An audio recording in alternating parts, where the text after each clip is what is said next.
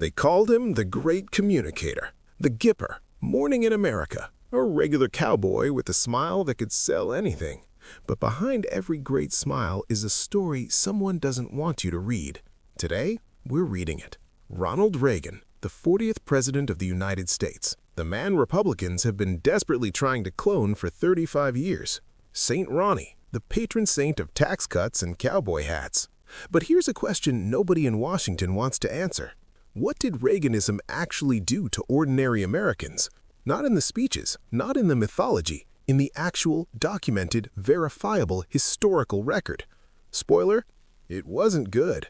In fact, by almost every measurable standard that affects regular people, wages, housing, healthcare, incarceration, and inequality, Reagan's presidency was a slow-motion catastrophe whose shockwaves we are still feeling today. That is what this video is about.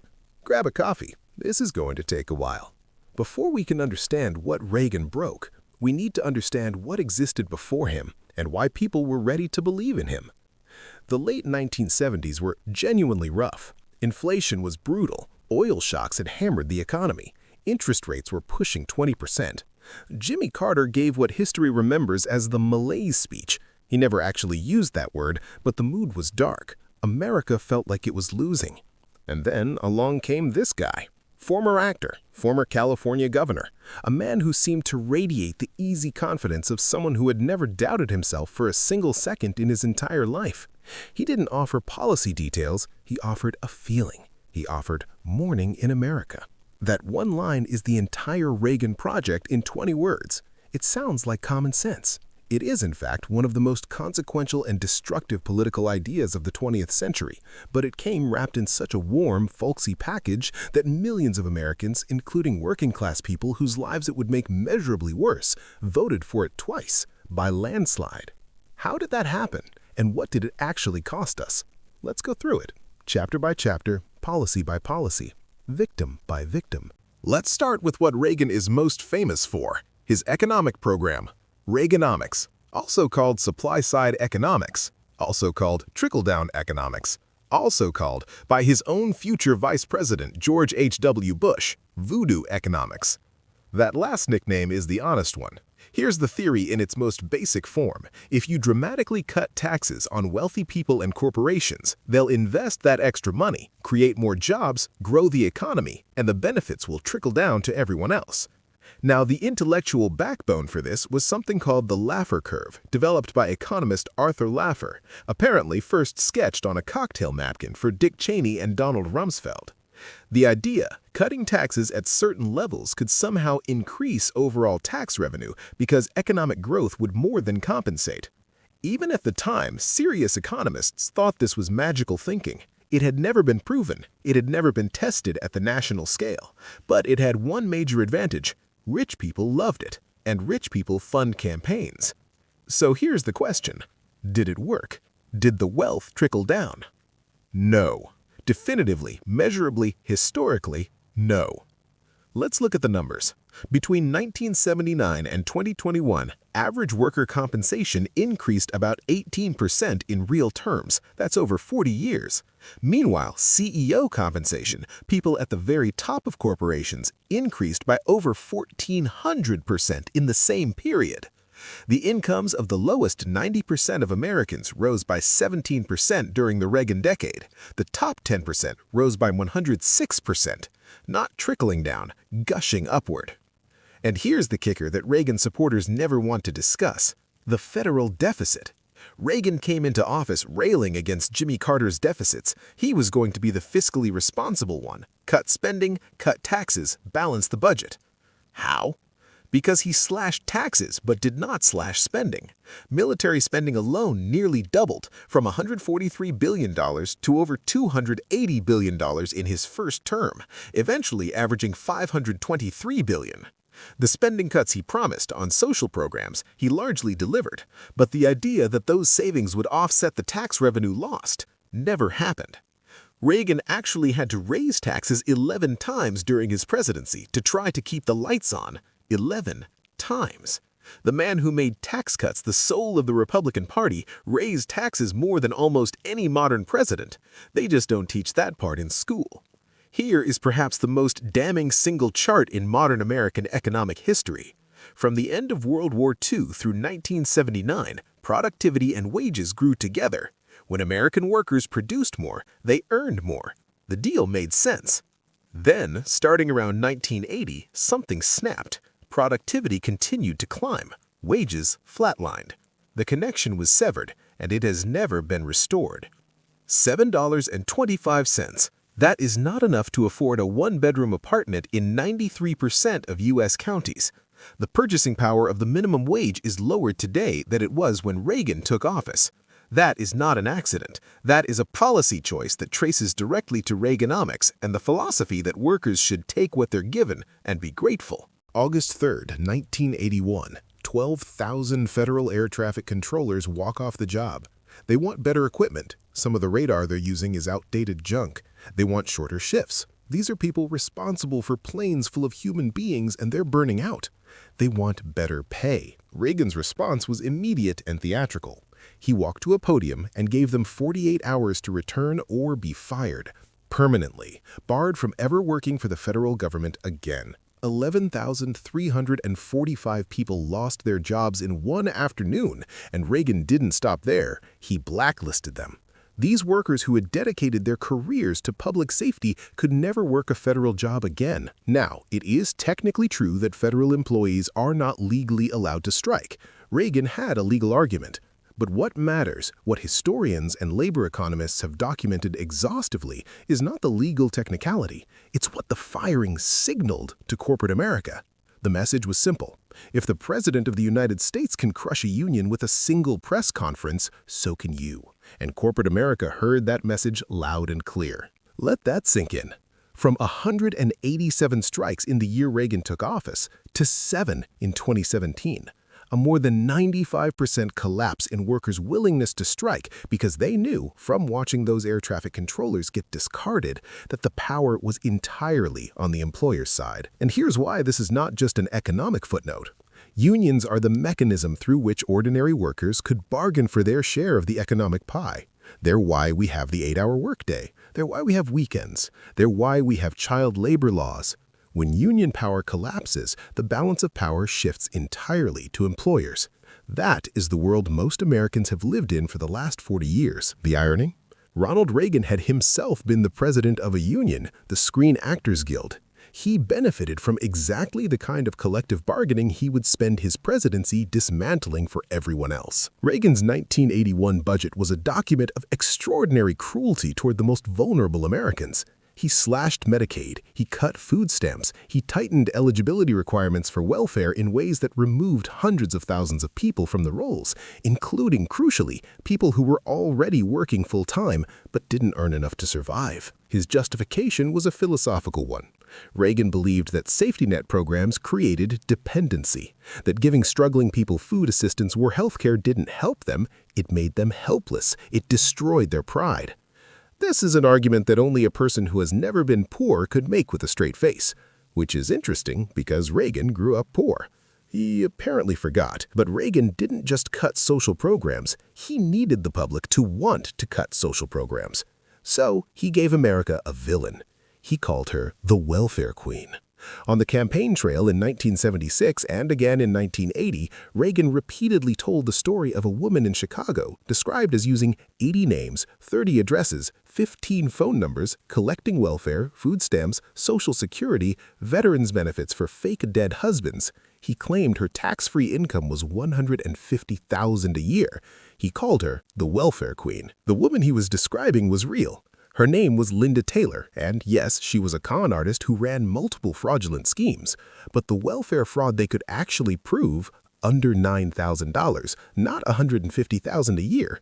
And she was not typical of welfare recipients. She was one individual out of millions. But Reagan never named her. He never needed to. His audiences pictured a black woman. That was the point. The welfare queen was a dog whistle, a racist caricature designed to turn white working-class voters against social programs that many of them actually relied on. It worked. It is still working. And here's why this is not just an economic footnote. Before anyone tries to argue Reagan wasn't racist, let me play you something. In 1971, as governor of California, Reagan had a phone call with President Nixon. The National Archives released the recording in 2019. That's Reagan calling African delegates to the United Nations monkeys who were uncomfortable wearing shoes, and Nixon, Richard Nixon, laughing. You should never be the most racist person in a conversation with Richard Nixon. And yet, the welfare queen myth poisoned the well for social spending in America in ways that persist to this day. It is why, in the richest country on earth, the idea of universal health care or a living wage is treated as radical socialism. Reagan planted that seed. It has been growing ever since. Here's one that hits close to home for most people under 40. The student loan crisis. The crushing, suffocating generational debt trap that has tens of millions of Americans paying for a degree they got 15 years ago and still not seeing the end of it. Where did that come from? It came from Ronald Reagan. Specifically, it began in California, where Reagan was governor, and where public universities had, for decades, offered something genuinely remarkable, a nearly free college education for residents of the state. This was considered the point. An educated population benefits everyone. You tax the wealthy, you fund universities, the state prospers. Basic New Deal logic. Reagan hated this. He had a special contempt for UC Berkeley, which had become the center of anti-Vietnam War activism. He tried to get its president fired. He called student protesters radicals and communists, and he argued, and this is real, that universities should charge tuition, and that if students couldn't afford it, they could take out loans. He tried to eliminate the Pell Grant, the program that gives money to students based on financial need for hundreds of thousands of recipients.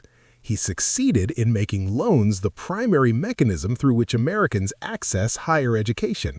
But here's what makes this truly insidious. It wasn't just about saving money. Reagan's academic advisor, Roger Freeman, said it directly in a press conference. There it is. Not fiscal responsibility, not personal accountability. We have to keep poor people out of universities because educated poor people might start asking questions about why the system is rigged against them. That is the actual stated goal. It's in the historical record. And it worked. Reagan's deregulatory agenda went far beyond economics. He believed government oversight was, at its core, an obstacle, a drag on the brilliant, spontaneous order of the free market, and so he set about dismantling protections across almost every sector of American life. The EPA had its budget cut by more than 20% in his first year. Ann Gorsuch Burford, his EPA administrator, a lawyer with deep ties to Western energy and mining interests, presided over such a catastrophic mismanagement of the Superfund toxic waste cleanup program that she was eventually forced to resign under criminal investigation. Her son, Neil Gorsuch, now sits on the Supreme Court. In banking, Reagan signed the Garn-St. Germain Act, further deregulating savings and loan institutions. He literally called it hitting the jackpot at the signing ceremony. Within years, more than 1,000 savings and loans had collapsed from speculative gambling. The Bail Act cost taxpayers roughly $130 billion, hundreds of billions in today's money. And in 1987, his FCC eliminated the Fairness Doctrine, the rule requiring broadcasters to present contrasting views on public issues. This cleared the runway for Rush Limbaugh, for right-wing talk radio, for the entire ecosystem of partisan media that has since driven American politics off a cliff. Fox News is downstream of that decision. In every case, the pattern is the same. Deregulate, corporations profit, workers and consumers pay the price, taxpayers bail out the wreckage. This is the chapter I want you to sit with, not just with your mind, with your gut. In June 1981, the first cases of what would become known as AIDS were reported in the United States. By 1982, the CDC had a name for it and was sounding the alarm. People were dying. They didn't know how the disease spread. They desperately needed the federal government, the most powerful government on earth, to mobilize resources, fund research, and communicate basic public health information. What did Reagan do?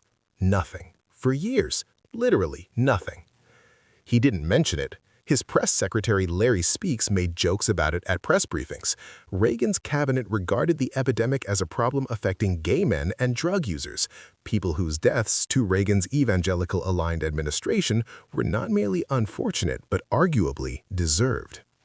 Reagan himself told his biographer Edmund Morris in 1987 that maybe the Lord brought down this plague, citing that illicit sex was against the Ten Commandments.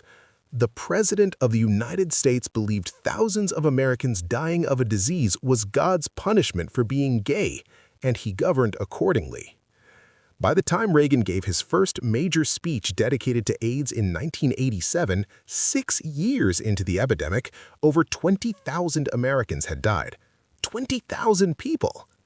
What could have been done with even 2 or 3 years of aggressive federal action, research funding, public health communication, condom distribution, we will never fully know. His own Surgeon General C. Everett Koop, a conservative evangelical Christian himself, was so appalled by the administration's response that he bypassed the White House entirely and mailed a comprehensive AIDS education report to every single household in the country, over 100 million households, because he knew that if he submitted it for White House review, they would gut it. It took the death of Rock Hudson, a personal friend, a Hollywood star, a man that mattered to people Reagan actually knew, for the president to begin taking any personal interest in the epidemic. That's what it cost to get a response, a celebrity dying. There is no way to calculate the full human cost of that silence.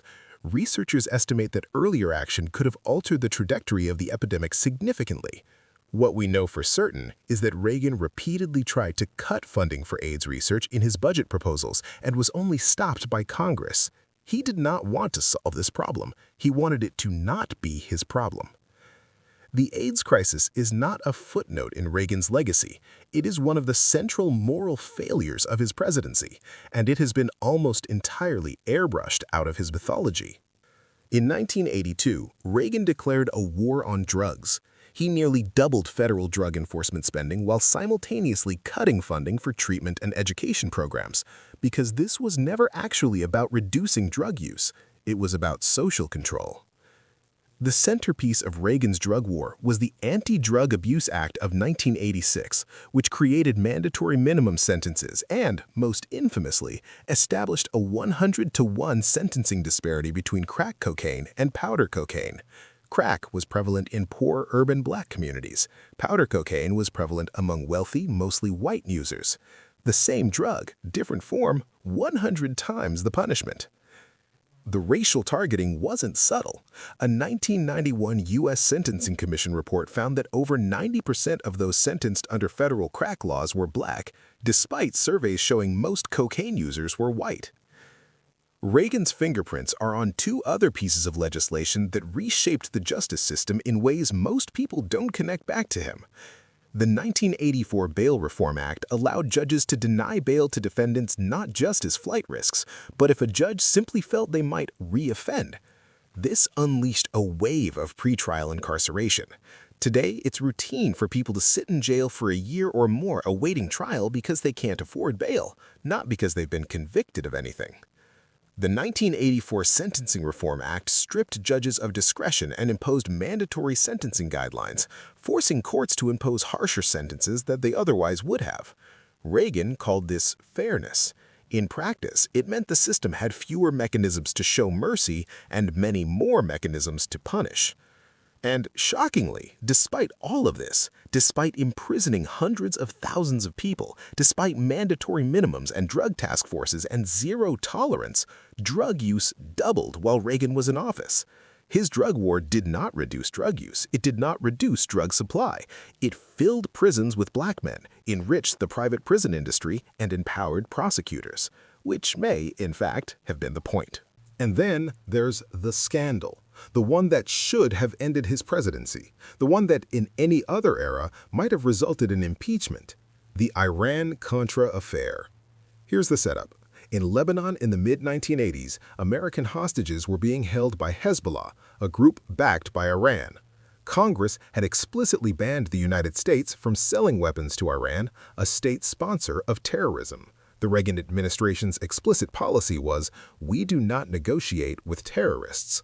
What the Reagan administration actually did, sold weapons to Iran secretly, illegally, in exchange for help releasing hostages.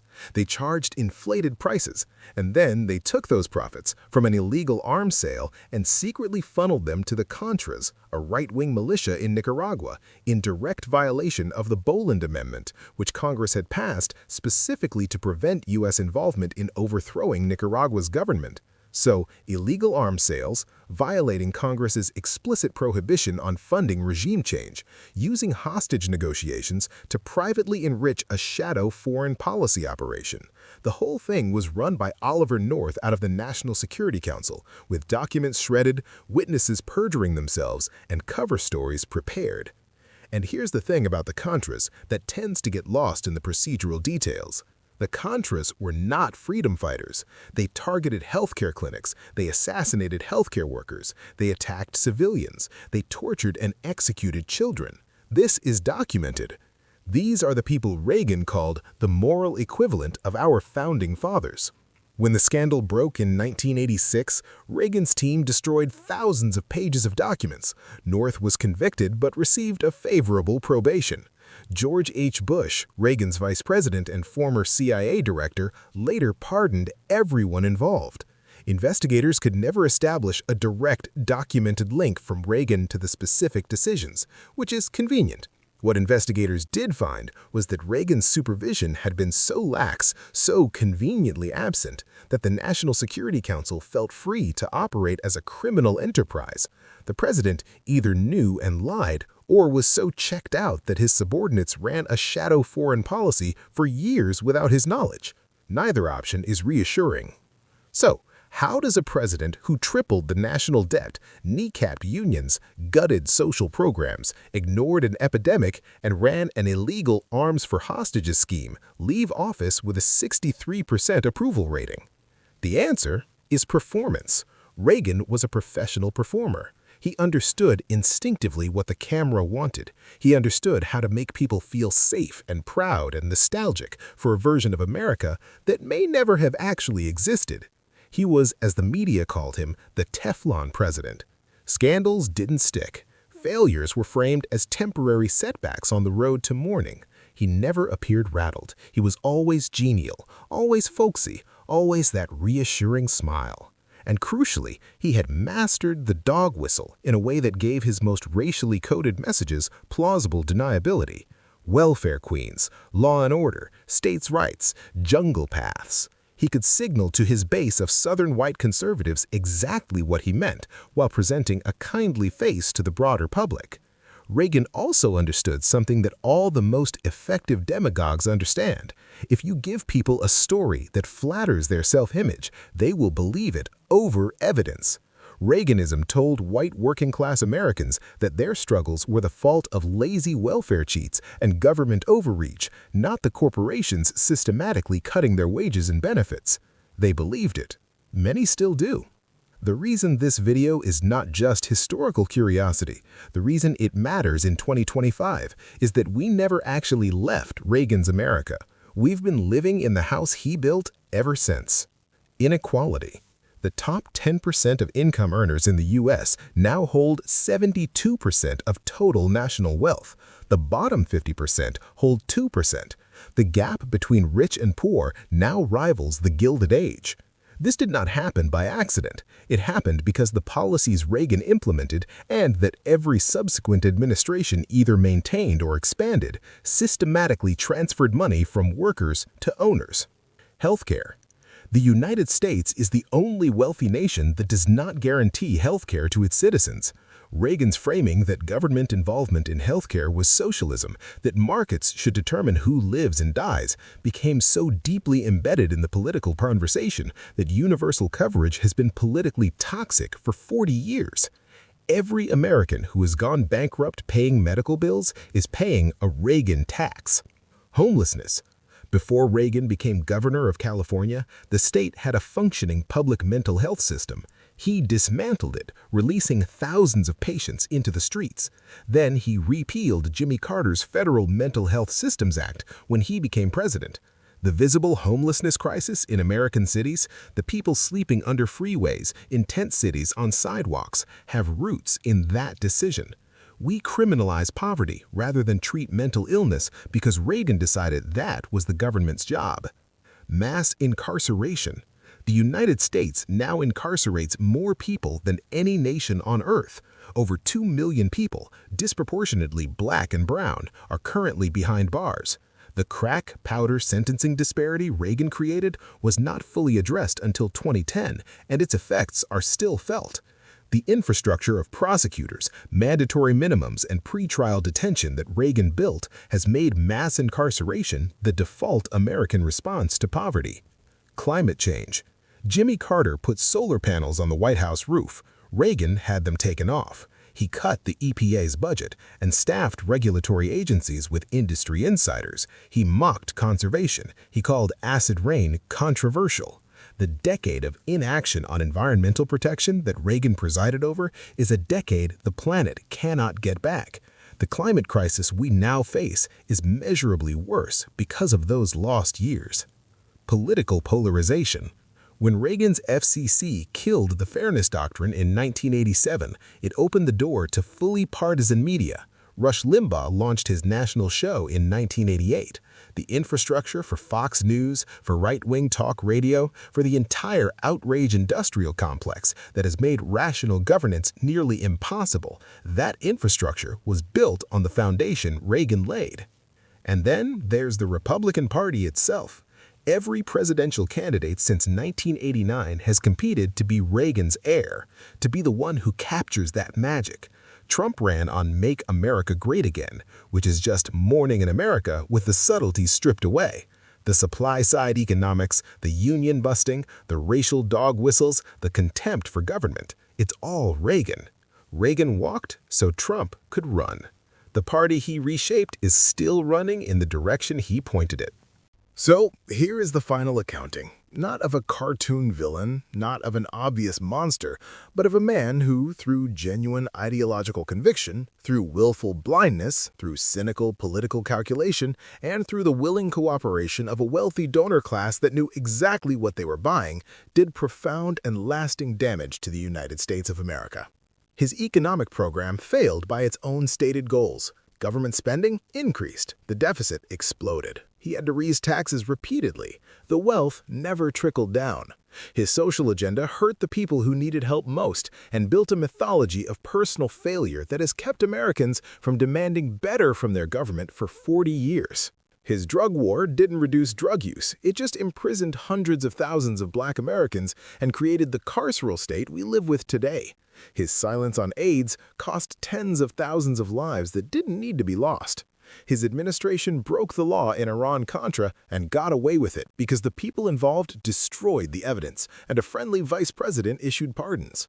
And through all of it, all of the failures, all of the harm, all of the broken promises, the myth persisted.